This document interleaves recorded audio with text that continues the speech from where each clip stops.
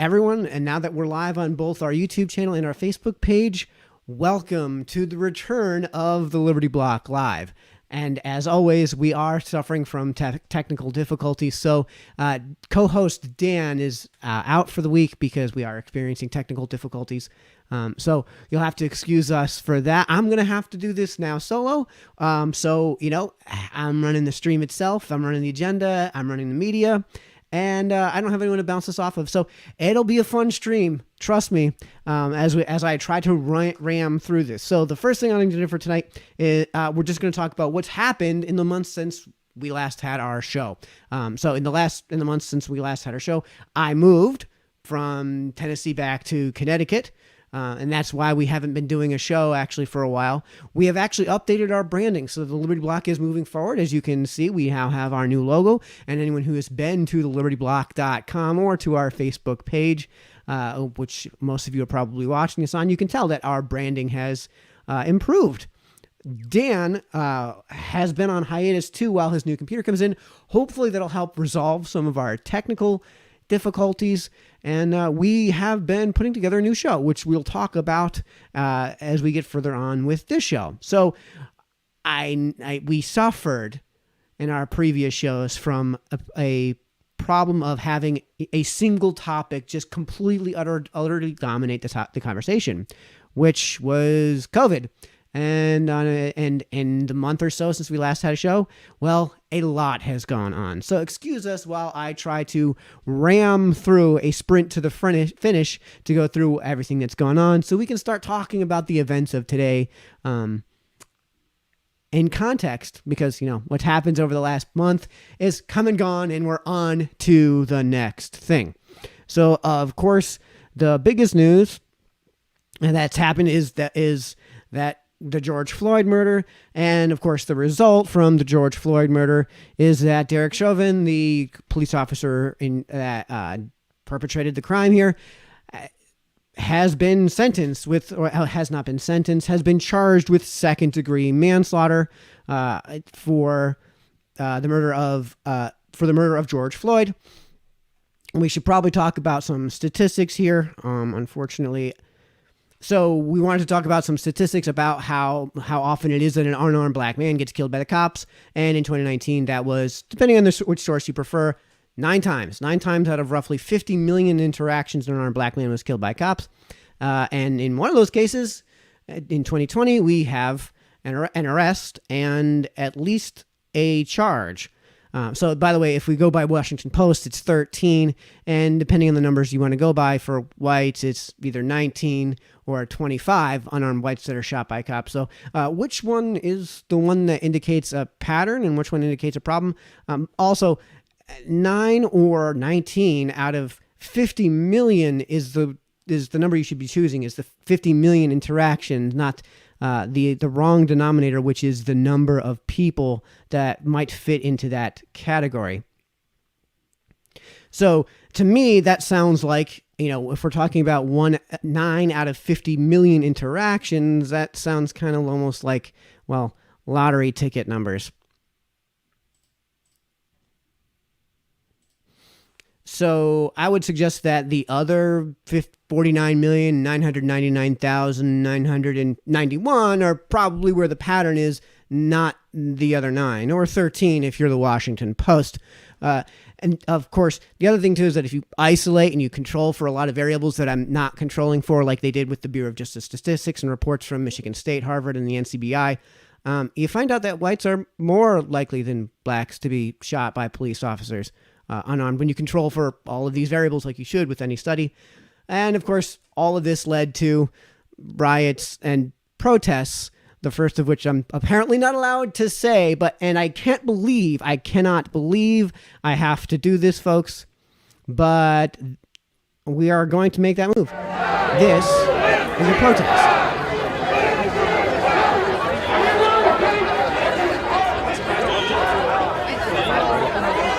That's good.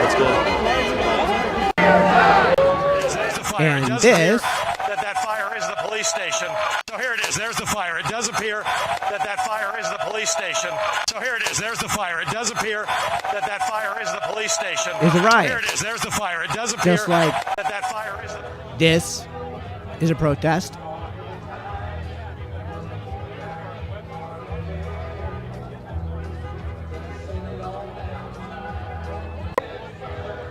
These are protesters with their hands up And this outside of a burning police station. These are protesters with their hands up outside of a burning police station. These are protesters with their hands up a riot. outside of a burning police station.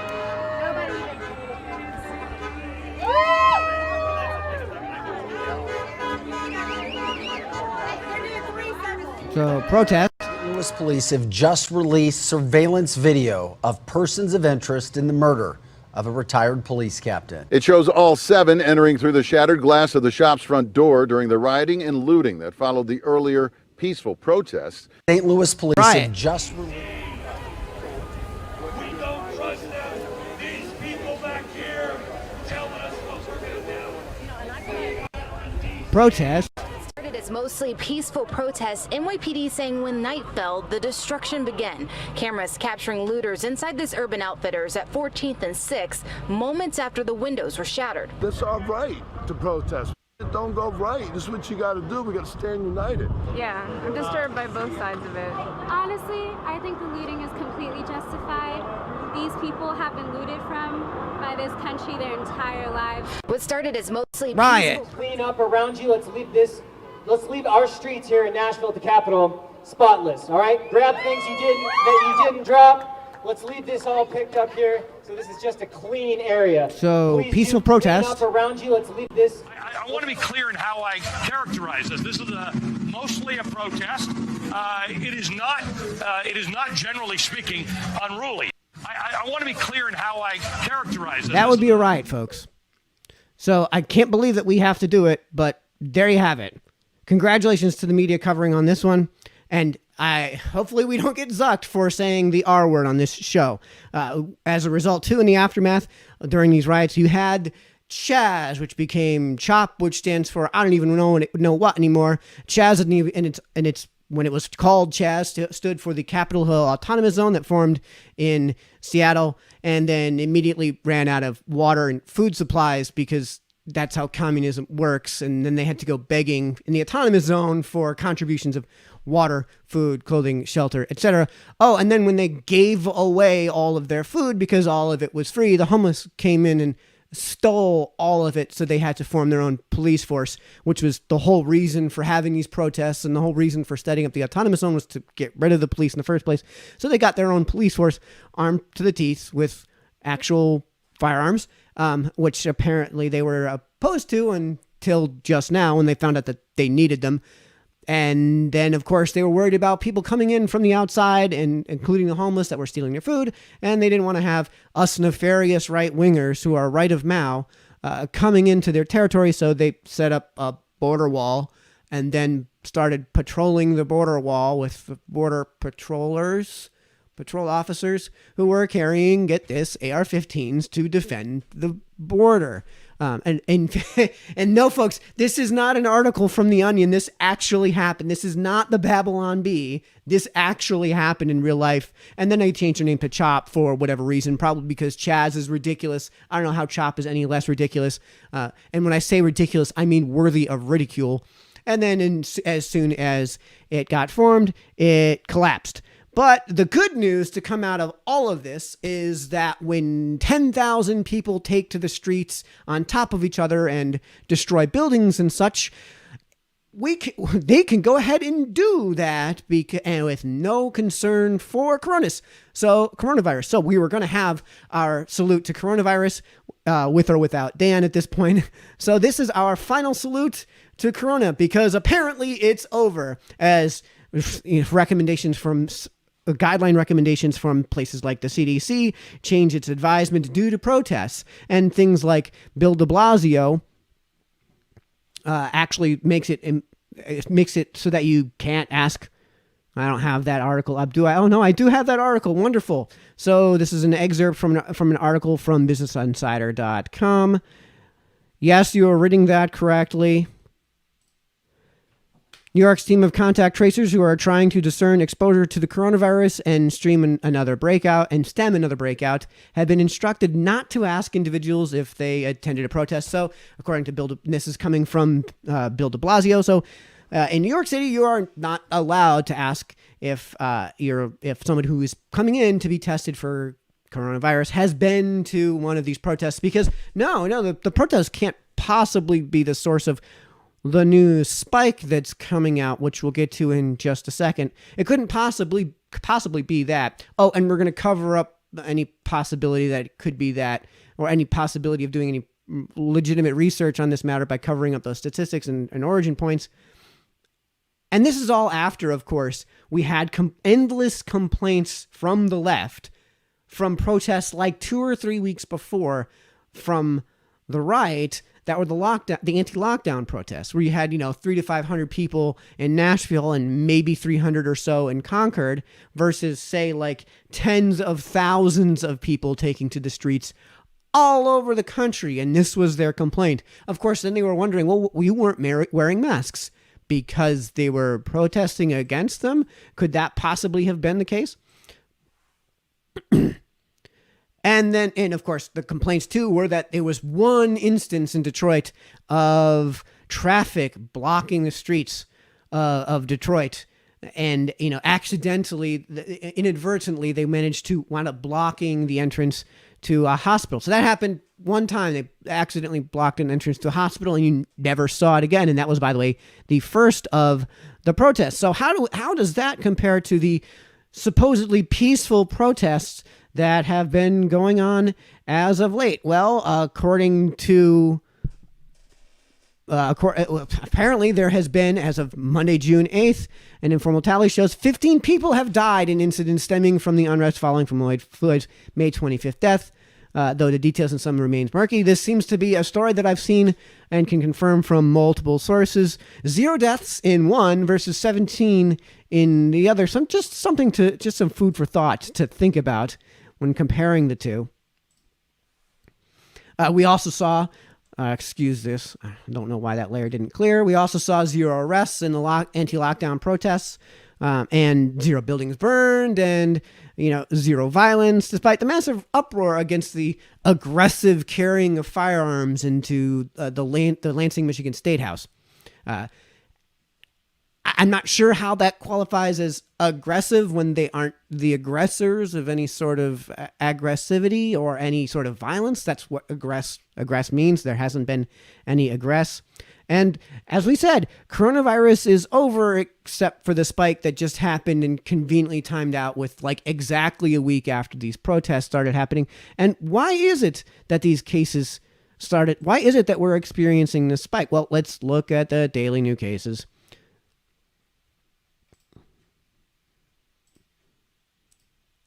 So that's our daily new cases. At the end there, you can see what's happening here. We've got a little bit of a spike. And it couldn't possibly be because of increases in testing, which look like that. That's the exponential growth of testing, folks. Because Donald Trump, of course, said that it was because of increased testing, which, as a country, we lead the world. Well, you kind of have to look at positivity if we're looking at that. And the positivity rates have stayed pretty flat. Yeah, there's a tiny, tiny uptick. Could that be because we are now finally at a point where, because of all of the testing that we're doing, we're starting to test asymptomatics? Because the folks that weren't symptomatic didn't have the ability to really get tested earlier on. And now that we have all of these tests available, and now that so many people have been tested, who's left? Who is left to test except for the asymptomatics? And this, of course, is reflected in daily new deaths, which looks like this. Now, I realize that the daily new deaths is going to be a little bit behind the testing, but it's usually only a week or so behind, and this spike happened supposedly around 10 to 14 days ago, and the trend is downward, still downward. So what that's telling me, and that's what's being confirmed in the media, is that the death rate was not nearly as high as had been initially projected, and now the CDC, I think, is down to an estimate of a case fatality rate of 0.26%. And it's not 26%. It's 0.26%. And if you consider the fact that studies have come out now that are, as of very, very late, that I don't actually have because they've come out so late, that the case rate, the case identified rate, so that's the numerator may be off by an order of magnitude. So that would be 10 times, which would put that 0.26 more like 0.026 or less than 0.1%, which puts us pretty much in line with the common flu, which is what Dan and I and all of the other protesters that we saw were suggesting right from the beginning. And of course, we can't tell if it's coming from all of these protests, because I can't call it the R word, these peaceful protests, except if it's at a Trump rally. According to the New York Times, at least. So I would love to be able to give you guys the original name of this title, which went something along the lines of, and you'll have to bear with me. Trump's rally in Tulsa could spread virus. And this is coming from, of course, surprise, the New York Times. Officials in Tulsa, Oklahoma are warning that President Trump's planned campaign rally on Saturday, his first in over 3 months, is likely to worsen an already troubling spike in coronavirus infections and could become a disastrous super spreader. So if there's huge gatherings of people protesting versus huge gatherings of people at a Trump rally, the protesters couldn't possibly be spreading this in places like New York City and Los Angeles, where there's already huge outbreaks to begin with. No, it has to be coming from Tulsa, Oklahoma, where 4,000 people, rather than the tens of thousands of people that we saw parading the streets of New York, Portland, Seattle, etc. It's convenient to the narrative for it to be one and not the other. So therefore, it's one and not the other. So as of late, of course, as we know, the Black Lives Matter movement has gone completely insane. And I no longer have any question as to where I stand on the issue, and that is to obviously not support their movement. Of course, they want to play this trick on us where they say they want us to interpret the literalism Black Lives Matter as the literalism Black Lives Matter, and not put it within the context of the obviously socialist framework that is coming with it. That there is an obvious political agenda to capital B Black, capital L Lives, capital M Matter. And I know this is going to get me in a ton of trouble, and I wish I had the videos of the two founders of Black Lives Matter saying so, but they said, and I quote on a recent podcast, we are trained Marxists. We are I forget what exactly they said, but we are trained protesters. We are people who are looking to espouse Marxism through Black Lives Matter. The last part the quote is we are trained Marxists.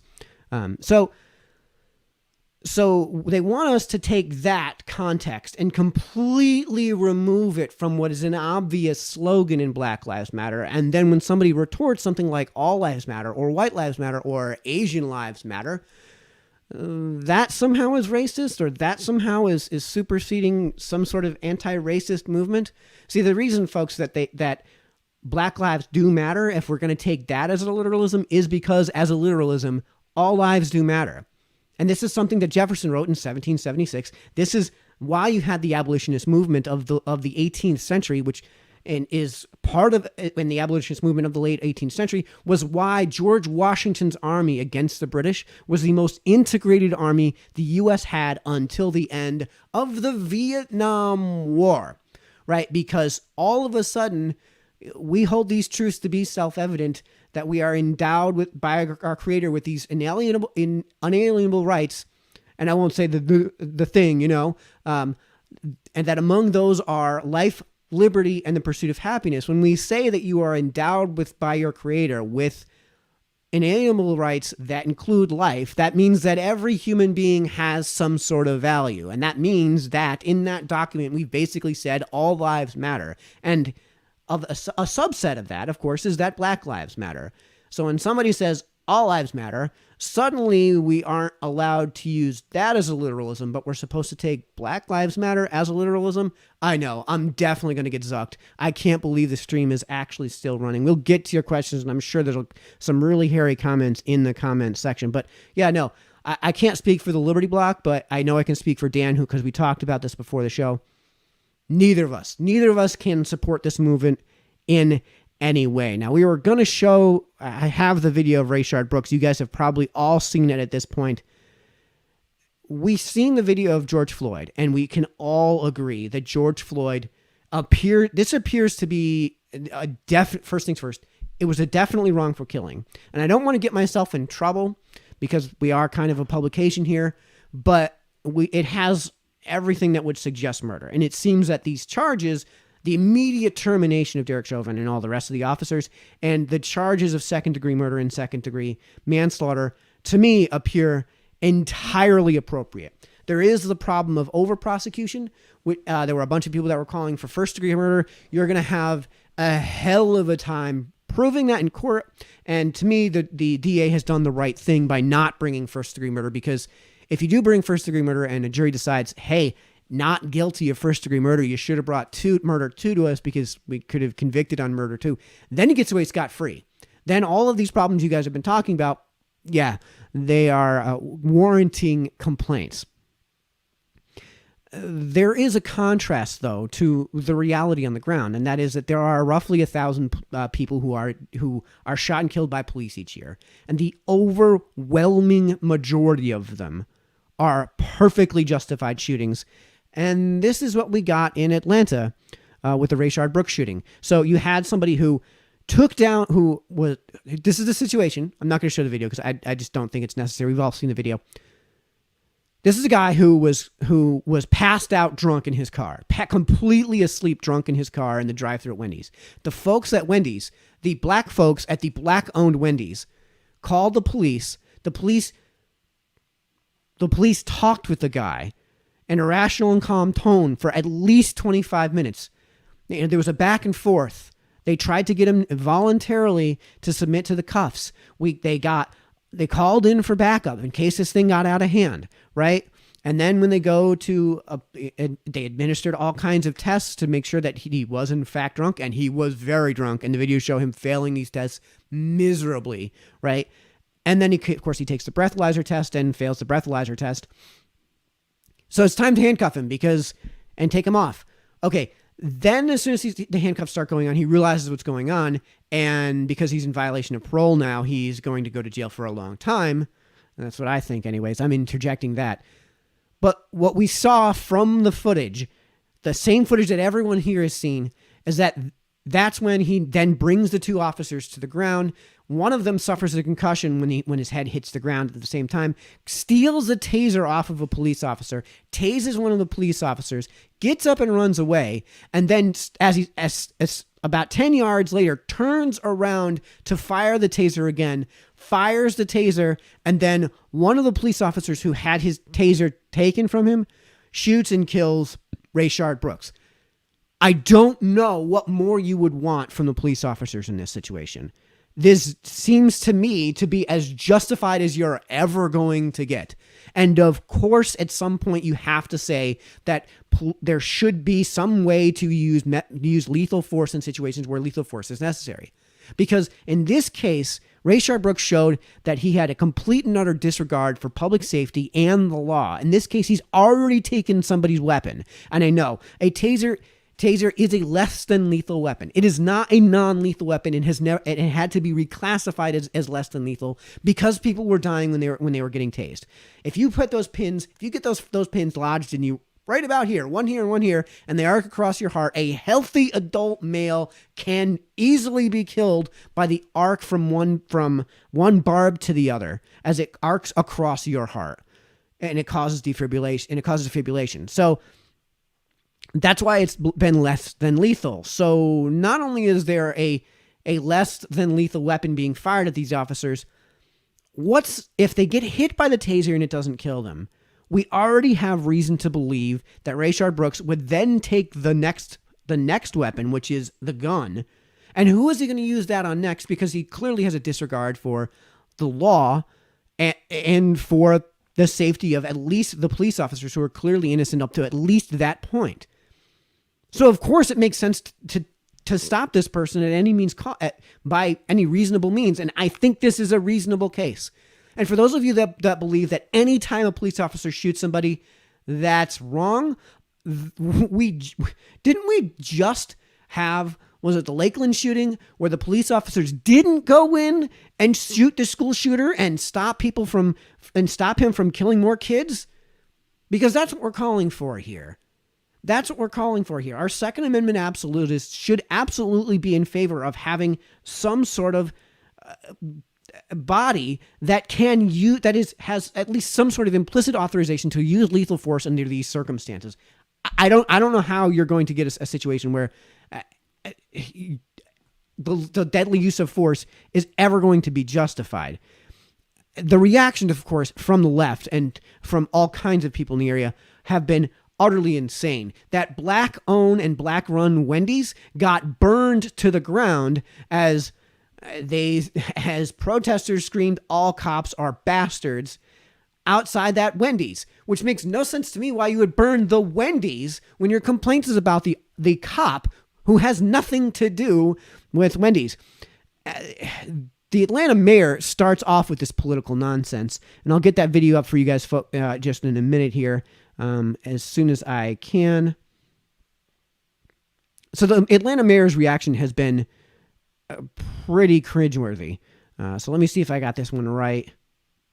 While there may be debate as to whether this was an appropriate use of deadly force, I firmly believe that there is a clear distinction between what you can do and what you should do. I do not believe that this was a justified use of deadly force and have called for the immediate termination of the officer. While there may be debate as to whether this was an appropriate use of deadly force, I firmly believe that there is a clear distinction between what you can do and what you should do. I do not believe that this was a justified use of deadly force and have called for the immediate termination of the officer. While there may be debate as to whether this was an appropriate use of deadly... Excuse me, yeah, so I have to mute the headphones here again. So the officer has been fired, and he's not going to get a job in law enforcement ever again. And he's now being charged with first-degree murder. So it's a felony murder case.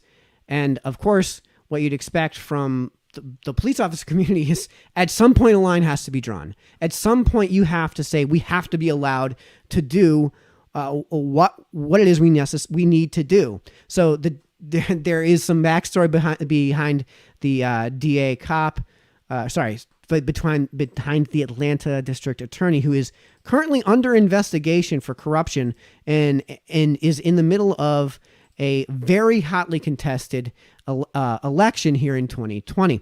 So food for thought when it comes to the Atlanta DA. But yes, what we are talking about is felony murder. And as a result, what you're experiencing is cops that are saying, well, if I can't do my job, if we're going to get like mayors like the mayor of Portland, who's refusing to allow the police officers who has already let Antifa run roughshod over his own city, and has already ordered police not to enforce the law in respect to Antifa, and has already enforced the law, who has already refused to allow the police officers to enforce the law when it comes to these recent protests, who completely gave Chaz and Chop a free pass until like yesterday to do whatever the hell it was that they wanted to do, which is utterly ridiculous. These blue states that are refusing to call in the National Guard when you have cities in flames like what we have in Milwaukee where this originated.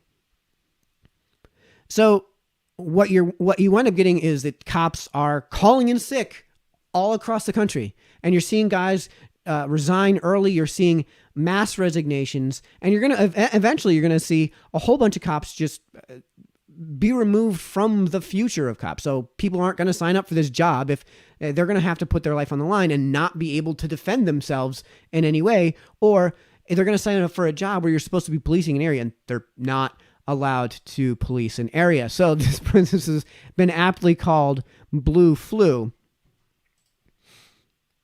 And this is coming from CNN, folks. So if you think this is biased media from us, Well, folks, it's coming from CNN. About 170 Atlanta officers called out sick after cops were charged in Rayshard Brooks' death. And this is only in Atlanta. Excuse me while I get this next one part brought up. According to CNN, about 170 police officers called out sick in the days after a pair of city cops were charged in the shooting death of Rayshard Brooks, according to police roll call worksheets. This is actually happening in a lot of cities across the country, including New York. Garrett Rolfe, who was fired after he shot Rayshard Brooks twice in the back, was charged 5 days later with 11 counts, including felony murder, which in Georgia, folks, carries with it the death penalty, and aggravated assault. Devin Brosnan, the other officer at the shooting, faces an aggravated assault charge for allegedly standing on Brooks after the shooting in the parking lot. The roll call sheet showed that 170 officers were out sick from June 17th. When Fulton County District Attorney Paul Howard announced the charges through June 20th, the department has about 2,000 officers. The killing of the 27-year-old man came amid nationwide protests calling for an end to racism and police violence against black people. Atlanta Police Chief Erica Shields stepped down from her position in the wake of the death. So I think that finishes what I have here. No. Again, normally, folks, I have somebody to run feedback off of this, so while I'm doing these transitions, Dan could actually be covering all of this. So you'll have to bear with me here for this week's show. The public should know that it's a significant amount of police officers who did not come into work during that time period. Retired Atlanta Police Detective Vince Velasquez told CNN affiliate WSB-TV. On the day the officers were charged, multiple Atlanta Police Department sources told CNN officers were not responding to calls in 3 of the department's 6 zones. The department denied the claim, but a police union official confirmed that, in some instances, officers were refusing to leave their precincts unless a fellow police officer required backup. On June 19th, a majority of Atlanta police officers scheduled to work in 2 police zones did not report for work, according to law enforcement sources. As a result of low staffing, the department put officers normally assigned to major crime units on the street in uniform to answer 911 calls, the sources said. Mayor Keisha Lance Bottoms acknowledged that morale was down among officers, but said the city had enough officers to keep the streets safe. I wish I could show you the video of her saying this. It looks terrible. Vince Champion, the Southeast Regional Director of the International Brotherhood of Police Unions, said last week he received calls from officers saying they were calling out and walking off their shifts. Some were just refusing to leave the precincts unless an officer needed help, so it was different things, Champion said. They're just fed up. Rolfe was a member of a special traffic enforcement unit, which Roslin requested come to the scene when he suspected Brooks might be intoxicated. Attorneys for both officers have said they are not guilty. Both officers had gone to a fast food restaurant for a complaint that Brooks was parked and asleep at the drive-through lane. He failed a sobriety test, and when they tried to arrest him, he scuffled with them, which is, to say the least, grabbed Brosnan's tasers, the Georgia Bureau of Investigation said, and did a lot more, but we don't have to have that on CNN. A video of the incident shows Brooks running as he appears to point the taser in the direction of Rolfe, who shoots him twice in the back. So no editorializing going on there when they omit the fact that he fired off the taser twice, and the shooting, that's just a fact, just because a bullet went into your back doesn't mean that you were running away and totally innocent. Yeah. So no editorializing going on there from CNN, but to get a better understanding of exactly what's happening morale-wise, and I think this is so it's probably not a great description of a legal argument, but if you want to get an understanding of how police officers are responding to all of this, check this out, folks. But first, dozens of Atlanta we're going to police watch the whole thing. I wouldn't normally do this, but it's third straight necessary. Day now. The sick out, or the so-called blue flu, beginning right after the Fulton County DA said he was charging 2 officers in Rayshard Brooks' death. Many of you have contacted us, urging us to find out how this sick out could be affecting 911 response times and overall safety in the city. Tonight, we are finally getting some answers from officers themselves. Cheryl. Tracy A. McPeer is live on the 17th Street Bridge with more. Tracy? Well, Atlanta police officers tell us today that in Zone 5, 25 officers called in sick. Now, that's everyone except for the 3 supervisors. They also said that homicide detectives were responding to 911 calls. Now, in Atlanta, there are 6 zones. So usually if there's a shortage in one zone, other zones will send in officers to cover the shift. But then if those other zones have shortages, well, that could be a serious problem. I've never seen the morale so bad that it pushes the majority of an agency to do this. For enforcing the Vince Champion is the regional director of the International Brotherhood of Police Officers. And while he didn't know so many officers would call in sick since Wednesday, he's not surprised that it happened. And they want to do their job. They just don't want to do it in the city of Atlanta, where they're not respected and where they'll be, betrayed. The sick-out started on Wednesday, immediately after District Attorney Paul Howard announced charges against the 2 police officers in the Rayshard Brooks shooting. Champion says the investigation by GBI, which is the lead investigating agency on this case, could take months, and there's no way for due process to happen so fast. They think, that this could be me, and I could be doing my job, and next thing I know, I'm fired because the mayor doesn't like what she saw, and then I'm facing murder charges because the DA didn't like what he saw. During a virtual meeting with the city council today, interim police chief Rodney Bryant says so far the sick-outs have not put the city at risk.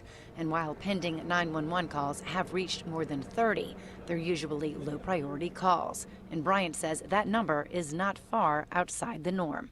In this COVID period, and the call volumes are low, the number of sick-outs does not have a dramatic effect on our response and our ability to address any given emergency that arises in the city. Bryant says for now they don't need outside assistance for 911 response.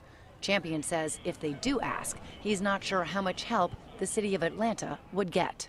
Quite honestly, if I was a police chief or a sheriff of another county and I've got a DA that's charging officers with murder to what appears to be them doing their job, I wouldn't send my officers there. Now, for the last 2 days, our team has reached out and repeatedly asked to speak to the interim police chief and the mayor about these sick-outs and to answer your questions and concerns about public safety. Once again today, we did not receive any response. All right, Tracy, thanks a lot. I know there are a lot of questions about this. So yeah, I wouldn't normally do that, but you guys now should be able to get an idea of the morale. So I'm not going to suggest that it's necessarily causing certain spikes in crime rates or increases in response times, but we're starting to see the effect of what's going to happen when police officers have no ability to do the thing that they're designed to do. And I know that some of you are actually going to like that because some of you are actually calling for a world without police. And a lot of folks, especially on the left, are citing the success of the Camden Police Department, which is actually what happened is they disbanded the local police department, brought in the state police to take over all of their responsibilities, and in doing so, doubled the effective size of the police force, and then also effectively disbanded the union. And for the record, the problem that we are experiencing here all stems from public sector unions, which are a problem because who are they negotiating against? And that is you and I. And that negotiative leverage comes against you and I, who don't have a choice but to rely on the government in this case. It's not like if there's a negotiation problem between the MLB and its players union, we have other sports we can watch. We have other sources of entertainment. I don't care if the MLB starts overpaying their players or overcompensating or overprotecting their players. I can go to another source. We can't do that with government. So now what happens in a world without police? Because that conversation needs to be had.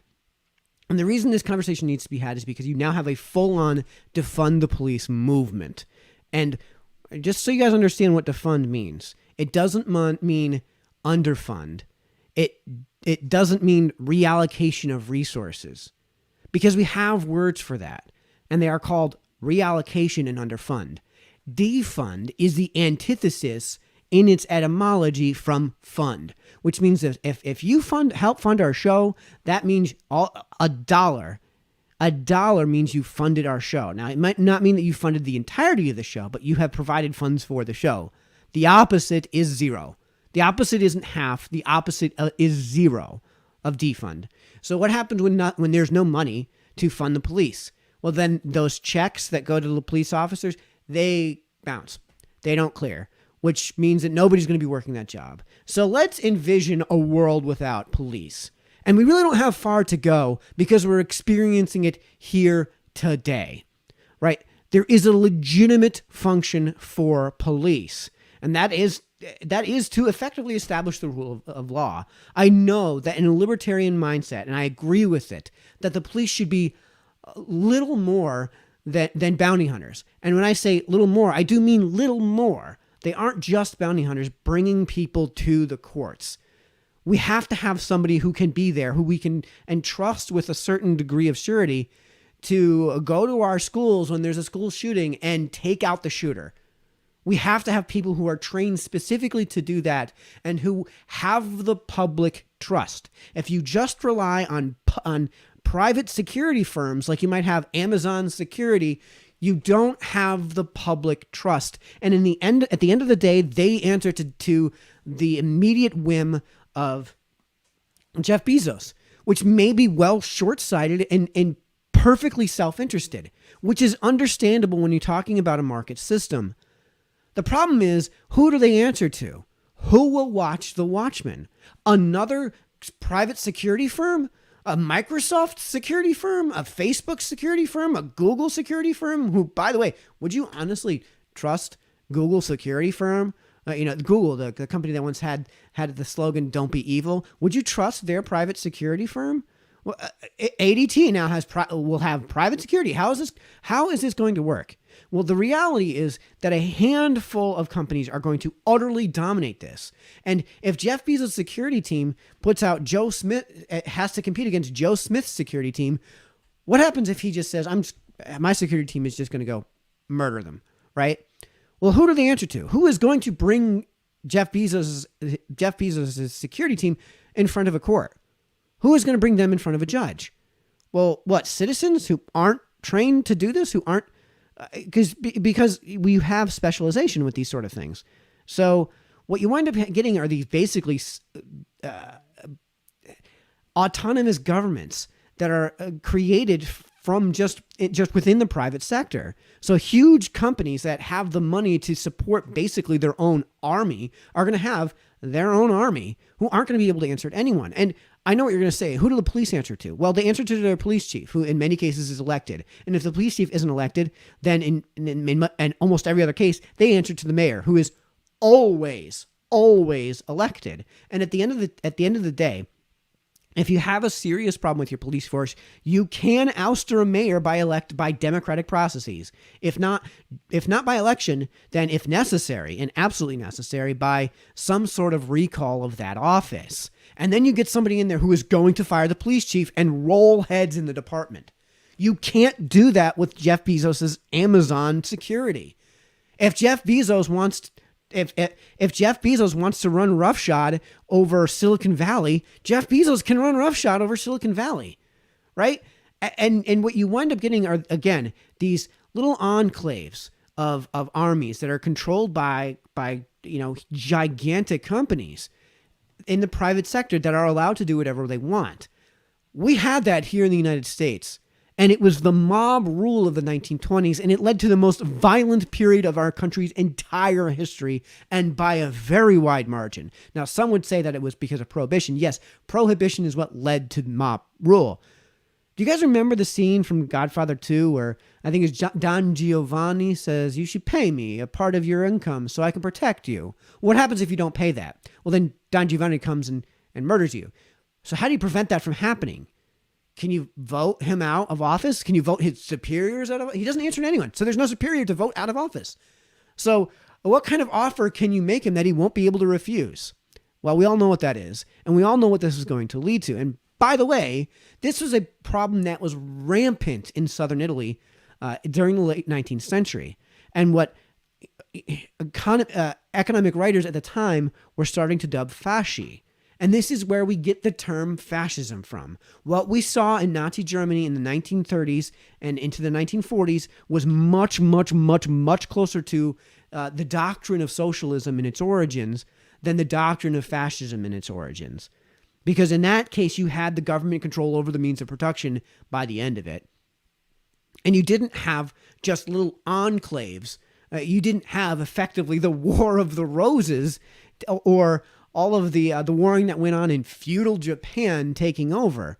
And this is what we had in ancient Scotland. This is what we've had in, ancient China, where you have these little factions of nobility that can afford to pay people to do their literal bidding on a whim.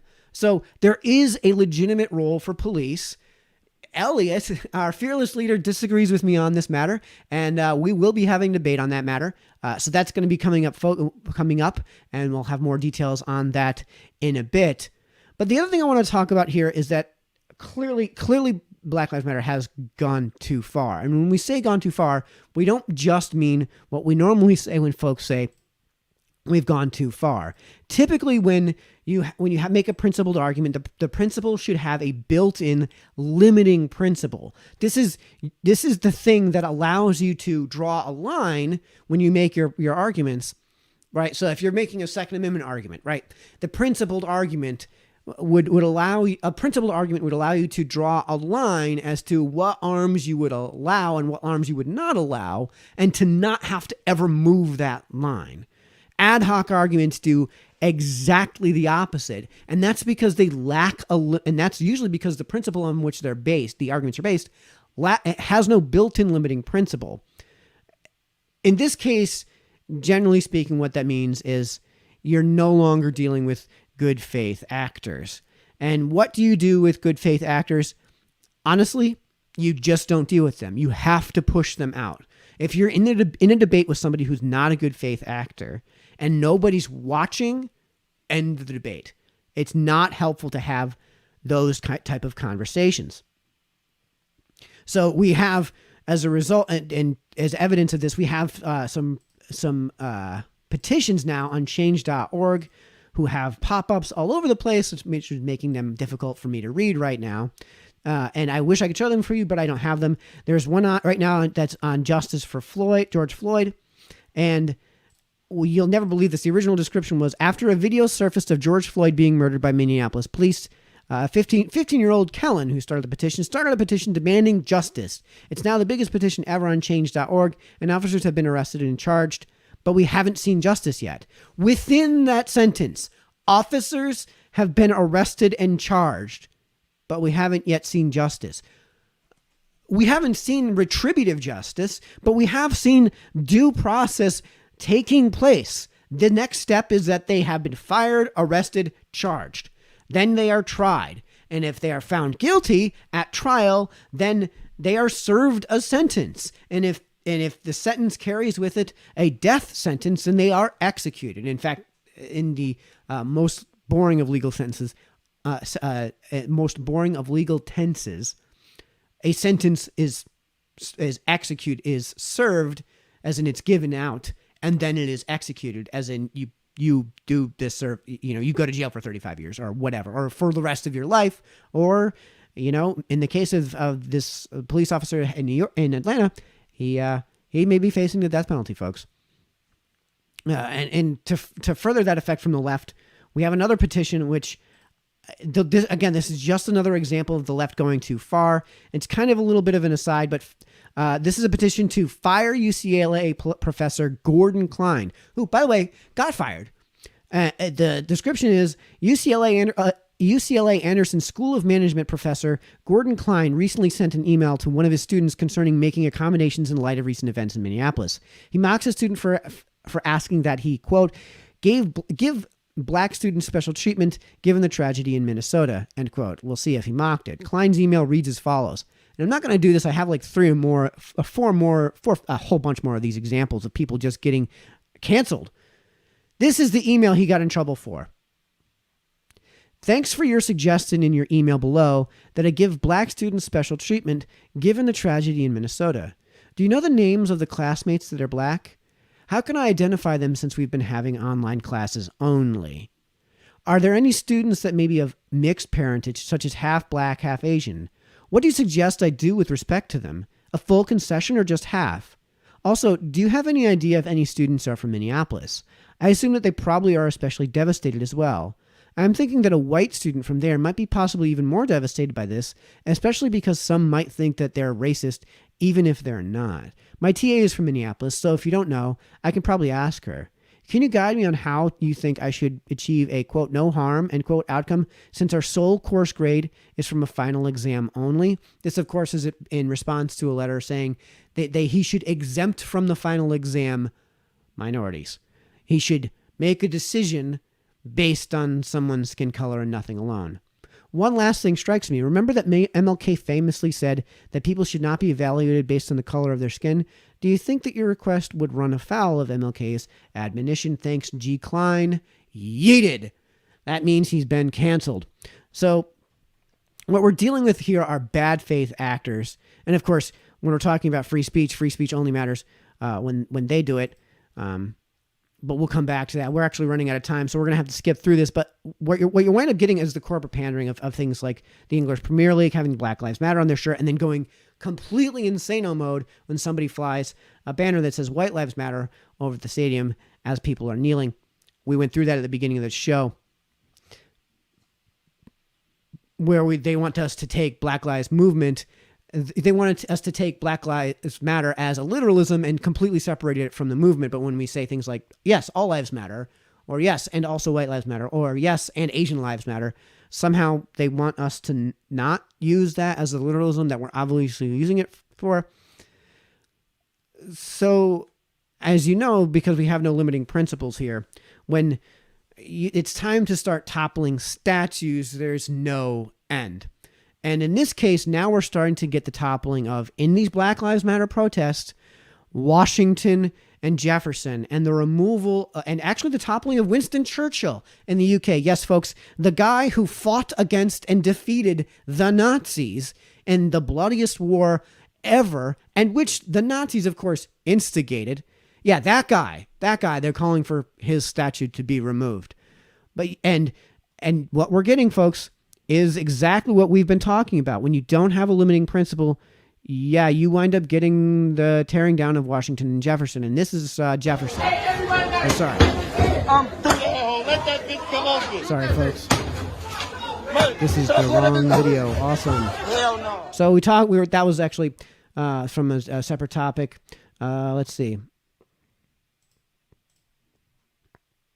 Okay, so this is the tearing down of the Jefferson Statute. Apparently that video didn't come through. Awesome. Great. More technical difficulties. Bring them on. Well, we do have George Washington statue being torn down and set on fire, and with a fire set on its head. Here's a picture of all of that. This, of course, is coming from CNN. So we are not getting this from some, Breitbart.com or from Fox News. A crowd of protesters gathered around a statue of George Washington in Portland, Oregon on Thursday night and lit a fire on its head before pulling it to the ground. Photos and videos from the scene showed that the statue was spray painted with genocidal colonists, you're on native lands, Black Lives Matter, and Big Floyd, presumably referring to George Floyd, who died last month at the hands of Minneapolis police. Do you guys remember that Trump tweet that went something along the lines of, what happened, who was next, Washington and Jefferson? Because I have that. You can't change history, but you can learn from it. Robert E. Lee, Stonewall Jackson. Who's next? Washington, Jefferson. So foolish. Yeah. So we are actually living in the clown world that somehow, of all people, Donald Trump managed to predict. So this is what I'm talking about when I'm talking about a limiting principle. Who is to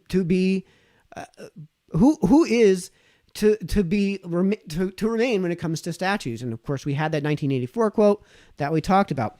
Okay. So there's a lot to talk about here and I don't have any more time. So I'm going to just go ahead and just do a brief history of Washington and why he had slaves. He inherited them. His family was a bunch of, proper land speculators. So they would buy land and then sell it later, like house flippers. They were people who would buy land and wait for a mill to get built nearby. The property value skyrockets. They sell the property for a profit. that property in many cases came either developed or undeveloped, and the developed properties often came with slaves. So Washington inherited a ton of slaves, and then throughout the course of his life, purchased slaves extremely indirectly through the purchases of these lands, which many of which he held on to, and some of which formed his estate on Mount Vernon. Interestingly, when the Revolutionary War came about, he had some serious problems with. He was never really public about his opinion on slavery, probably because he knew that he needed the southern states to win the war, and probably because he knew he needed the southern states to sign on to the Constitution, as evidenced by the fact that he became significantly more vocal the instant the Constitution was signed, and was vocally, very outspokenly against the institution of slavery on principled grounds. To the point where, of all of the signers of the Constitution, of all of our founding fathers, he was the only one to actually get rid of all of his slaves. He was the only one who was able to free his slaves. And the reason that he didn't free his slaves when he was an adult is because until he was in his middle 40s, he was a colonist, subject to the mercy of the British Empire and their rules and regulations, which required that owners of slaves petition the House of Commons, which, of course, at the time answered to Parliament, for the release of these slaves, for the freedom of these slaves. And in many cases, these petitions got rejected. In the case of Washington, they got rejected. That's why his petitions, that we saw petitions in the 1750s and 60s from Washington, and suddenly they came to a stop around 1775. I wonder why that they came to a stop, right? And to circumvent and to get around all of this, and later in his life, he used the loophole of willing them in their freedom. So, of course, some of them weren't technically his property, and there's some weirdness because of the fact that his slaves sometimes married others. Other slaves were owned by other people, and that created weird legal issues back then. But folks, that's how Washington got his slaves. He inherited them. He tried to free them. And in his deathbed, he wound up freeing, I think it was 124 or so slaves, although some of their progeny wound up having to stay in the hands of his wife and his wife's family after his death. So I would love to have talked about the Bubba Watson non-noose, which I have images of, but we're kind of running out of time. So I'm going to try to, I sure hope I don't use too much bandwidth here in doing this, but I'm going to try to do some Q&A for the stream tonight. I don't have it out in front of me because it winds up eating up so much bandwidth. This is why Dan usually covers the stream, and he forwards the questions to me. And you'll just have to bear with me here again. Okay, let me get this muted. All right. So Steve asks, if I call out sick for my job and I'm not really sick, what would happen to me? You would get fired. And what the police department should do if it turns out that these are fraudulent sicks, of course, they're not going to be able to fire these police officers because they're protected by the public sector union. There's a disagreement within our ranks with me on this matter. I think when a stupid law comes out, the appropriate thing for police officers to do is to enforce the hell out of it, because sunlight is a great disinfectant. It's what worked for Gandhi, right? And what Gandhi was looking for was voluntary independence of India from a grant of independence of India from the United Kingdom. And yeah, it took him like 30 years, but he did eventually succeed in achieving that end. If you have a dumb law like weed is illegal in your town and you want to see it gotten rid of, and you don't trust the legislative processes to do this, then as a police officer, what you should do is just arrest every college teenager who has 0.3 of a gram of weed. And this, by the way, ties right into Steve's question. If I call out sick for my job and I'm not sick, what would happen to me? In most cases, yeah, you would be fired. And in this case, it would be nice if the police officers could be fired if it's just like genuine fraud. But the thing you should do is just mass fire them, because then what happens? Then you get into a position where you have no police and you're up a major creek and crime explodes in your town. And now suddenly the police have to be called upon to police your city. So that seems to me like a long-term solution to that problem and the appropriate thing to do. And I get the question. All right, so let's see it. We got some comment, a whole lot of comments. I don't see a whole lot of question marks here. All right, Caleb asks, police have simultaneously argued that tasers are both non-lethal when using them against protesters and lethal when used against them. Which is it? They used to be classified as non-lethal. They are now classified as less than lethal. I know it sounds like a cop-out, excuse the pun, but it's less than lethal. So it absolutely can kill you when used the way you would normally use it.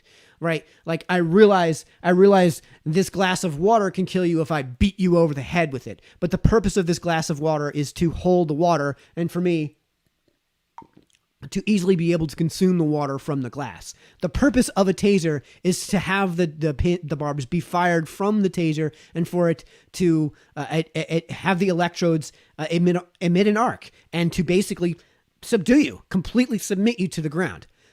There's a lot of ways that can go wrong, even when you're doing it the way that you're taught to do it, and even if you're doing it the way that it's designed to be done. However, it's also not designed to kill and very rarely does. So that was actually a great question from Caleb. Yeah, I know it's a cop-out to say that, but that's the best answer I have for you. Let's see. Dan asks, okay. The alternative is y'all want the cop to pull his gun as first option. No, the gun should absolutely definitely not be pulled as a first option. This should be a matter of last resort. Joe Biden had the wonderful idea that police officers should be aiming for perpetrators and for suspects' legs. The reason the reason that our police officers and our military officers, our the people serving in the Army, the people serving in the Navy, all of the military, they train you to do the same thing, that in these close combat with when you have pistols, you aim for the chest. There's a reason you aim for the torso, and that's because the torso is a big damn object, and hitting a moving target that has legs that are moving is really, really, really, really, really hard. So it's really hard to shoot somebody in the legs, and a totally futile effort. And what winds up happening is when you miss somebody, what happens with that bullet? It carries on, right? And suddenly you get collateral damage, which is about as bad as you can get for a situation like that. So, and what that leads to is a shoot to kill, right? If you're going to shoot somebody in the chest, you have to be thinking that you're going to kill them, because that's what you're going to do, right? You're going to be shooting to kill. And I actually am kind of for this in principle, because the idea then is that you would not draw your firearm. The idea is do not even pull your firearm out of its holster unless you plan on killing someone, right? So I realize that cops don't always even fire their firearms when they pull their firearms out of their holster. I realize that when they use them, they don't always kill the person that they shoot, but the idea is that you should not even be reaching for your firearm unless you're willing to kill someone, right? And when you have that beaten into your head, generally speaking, that tends to lead you to not reach for that firearm. And I'll give you a great anecdote, a little story on this. And I think that's how we're going to close on this. I was a Boy Scout. I am an Eagle Scout. I was a Boy Scout. Before I was a Boy Scout, I was a Cub Scout. And every year, about a half a dozen or so of the local police officers would come over. It would be twice a year, so we kind of broke the year into two sections with our Cub Scout troop. And every section of the year, so twice a year, about a half a dozen or so of our local precinct would come and make a presentation to the kids, right? Like, this is what we do, this is what we have, this is how all of this works. And they kind of dumb everything down, of course, for a bunch of 6, 7, 8, 9, and 10-year-olds. They did this for every year that I was in Boy Scouts, which is about 5 years. And every year, the first question that we would ask was, have you ever shot your gun? Have you ever had to shoot somebody? Have you ever fired your gun? And the answer was always the same. And it wasn't that it was the same 6 cops, because they purposely put on a rotation over these 5 years. And the answer was always the same. No, I've never even had to reach for my holster. I've never had to even reach for my gun, right? This is an extraordinarily rare exception to the rule, not the rule, right? When we see these types of shootings. And I'll get into that, to why it is we see them in the first place, and why it is we think we see so many of them. But the point is that over the course of those 5 years, it got boring for me to hear these questions. When you're young and you're dumb and you're a fellow who thinks that cops function like cops and robbers, where they're just firing their guns willy-nilly, and that's like all they do. And that's just not the truth of the matter. I remember one of the police chiefs came in and he said he was on the force for something like 40 or 50 years and never even had one of his officers have to reach for their firearms.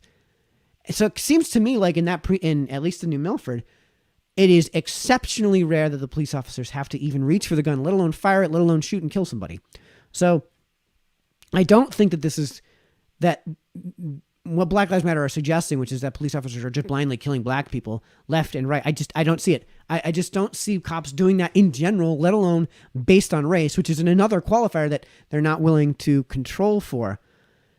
The other thing that we have to talk about then is what I'm going to be dubbing the plane crash effect. And I've called it the plane crash effect now for about 15 or so years. I'm hoping it takes on. The plane crash effect is this. What's the safest way to travel per passenger mile?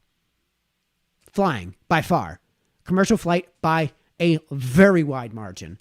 Well, how come we always hear about these plane crashes? You always hear about like hundreds of people dying in a plane crash. You always hear about these plane crashes. I can name the plane crashes. TWA Flight 100, that plane that crashed off the coast, off the South China Sea that completely disappeared. Amelia Earhart, right? Like, I can name all of these plane crashes and all these hundreds of people that died. You had the planes crashing into the Twin Towers and on 9/11, you had 4 planes go down and hundreds of people on the planes alone died. The reason you hear about them and the reason you can name them is because you hear about all of them, right? So it sounds like there's a lot that are happening because you're hearing about them, but what you're hearing about is all of them. And that's partly because it's so rare that these events happen. It's partly because they're also usually result in hundreds of people dying, so they're really tragic. And of course, it harps on people's fears of flying because it gives them the result, which is hundreds of people dying in the plane crashing. And so that plane crash effect is taking place, I think, right now with police. That every single time a police officer shoots a black man, you hear about it. You never hear about in the news about just some dude who crashed his car. You don't hear about that. Right? It's kind of rare. You might hear on the local news if somebody dies in a car accident. You might hear on the local news about that, right? But you're never going to hear on CNN. You're never going to hear CNN talk about Joe Schmo flipping his car over a guardrail. You're never going to hear about that because it happens all the time, right? A dog biting a man is not a news story. That happens all the time. But a man biting a dog is news because you don't hear about that very often, right? And that's actually... that's a little bit of journalism there for you. If you ever read an article and you're like, yeah, okay, whatever. Yeah, dog bites man, right? That's a criticism of the article because you hear about it every day, so it's just not news. So this is I think what we're experiencing right now. That when you have 9 people in 2019 who are black men who are unarmed and are shot and killed by police out of 50 million interactions, and this is coming from the Department of Justice and statistics, that to me sounds like lottery ticket numbers. Like it sounds to me like the rule of thumb is the other, again, 49,999,991 or 87 if you're the Washington Post, right? Even if we take the Washington Post's numbers, more people in 2018 won the Powerball and Mega Billions jackpot than the number of black men who were killed, according to the Washington Post, that 13 number in 2019 who are unarmed and killed by cops. 14 people in 2018 won those jackpots. That doesn't make the lottery anything other than a colossal tax on stupid. So I think we're going to call it quits there. We will actually not be back next week. We actually have a lot in store for you with the Liberty Block. So Liberty Block Live will not be here next week on July 5th because we are going to be doing an interview with Karen Testerman, who is a gubernatorial hopeful for in New Hampshire, who will be running against incumbent Governor Chris Sununu in the primary. We've already put an event page up on our page, so check that out. We have also had the launch of our second show. The EJS podcast is up and running. We've put links on our Facebook page as well.